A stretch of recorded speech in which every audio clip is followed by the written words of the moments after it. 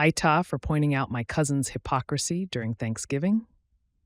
I, 28 female, spent Thanksgiving at my cousin Sarah's 30 female house this year. Sarah and I grew up like sisters. We've always been close.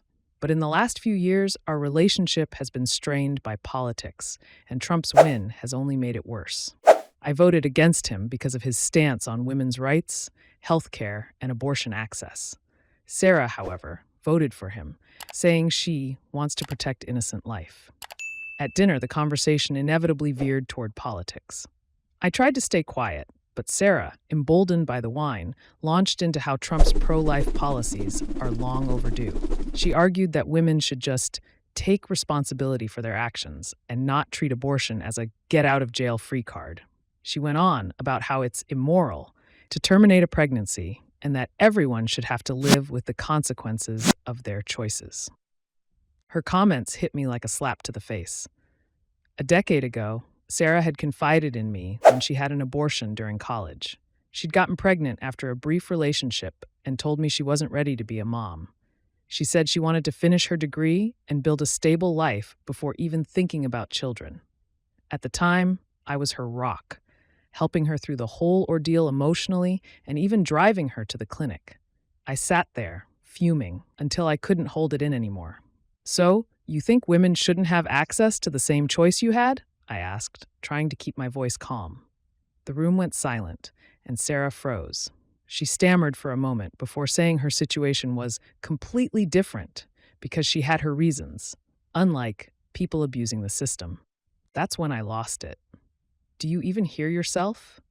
You're sitting here judging other women, saying they shouldn't have options when you had an abortion for the exact same reason you're condemning. You were lucky to have the choice. Why would you want to take it away from others? Sarah's face turned red, and she snapped back that I was bringing up something personal to humiliate her in front of everyone. I told her that wasn't my intention, but she was being hypocritical. If she genuinely believed in protecting unborn life, she wouldn't have made the choice she did, and if she understood the complexities of that decision for herself, why couldn't she extend that empathy to others? The argument escalated.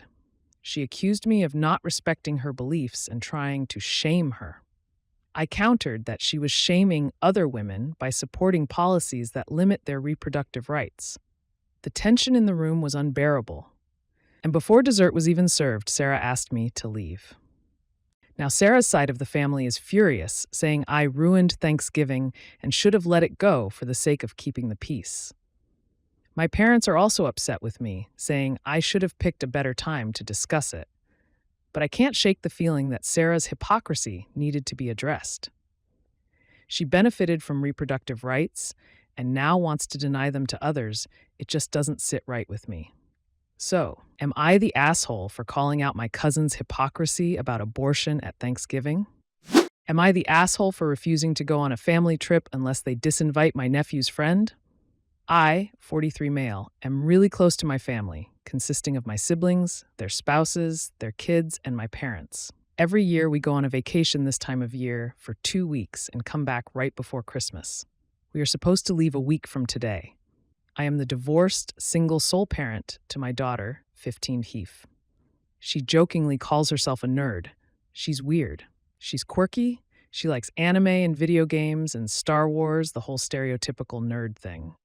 She does get bullied at school, but since leaving middle school and growing up a little more, she started taking it better, and mostly it stopped.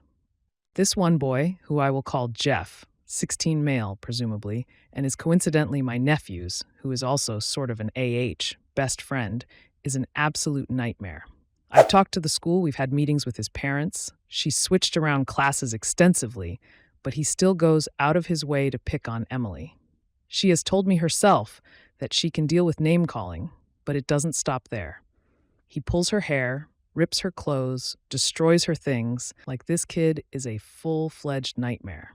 They even got into a fist fight that they were both suspended for last year because he stole her backpack and put it into a full toilet in the boys' bathroom. When I was discussing plans with my sister, she brought up needing to buy Jeff a winter coat. When I realized he was going on the trip, I actually almost lost it. I told her admittedly, without thinking, that we weren't going, and she began begging me, talking about tradition and family and blah blah. I said, no, I'll eat my portion of the cost, but we are not going. After a longer conversation, I said I'll go if they disinvite Jeff. We are well off, and we are lucky to have grown up in a financially stable home with parents who are attentive and supportive, and for our kids to have done the same. Jeff was not that lucky. He lives in a really unstable environment, both financially and emotionally. This was apparent to me from the meetings with his parents, as his father did not care, and his mother blamed my daughter for being evil, and these were multiple separate meetings. This is awful, and I'm sorry that Jeff or any child has to go through that. But I told my sister that my position still stands. The conversation went back and forth, mostly just her throwing excuses. Jeff has divorced parents, he grew up differently than us, maybe it's just a crush, so on and so forth. When I reminded her of the fight, she said, I know, but Jeff needs this. She mentioned how he needed a break from his toxic home life, and I respect that. But why does that mean I have to put my daughter in a house with her tormentor for 2 weeks? I told her I wasn't changing my mind and went home. Now, there is pure chaos. My family is split, my parents are begging me to go, I'm getting texts near constantly. My daughter told me she's not going if Jeff is going. She had a full-blown panic attack over it. Maybe I'm looking for validation, or maybe I really need a wake-up call, and I'm just a selfish asshole. Am I the asshole for refusing to make Starbucks drinks for my family on Thanksgiving? I, 28 years female, worked at Starbucks for a little over 2 years, and ever since then, my family has loved asking me to recreate their favorite drinks at home. I don't mind doing it once in a while, but it's not exactly my favorite thing, especially because I don't have all the equipment or supplies that Starbucks has. This Thanksgiving, my mom hosted dinner and invited a bunch of extended family. After we finished eating, she casually announced, "Okay, everyone, my name will be making Starbucks drinks for dessert." I was totally blindsided. Apparently, she had bought a bunch of syrups, whipped cream, and even a little espresso machine just for this. When I said I didn't really feel like making drinks for 15 plus people, my mom got super annoyed and said, "It's not that hard for you. You used to do this all the time at work."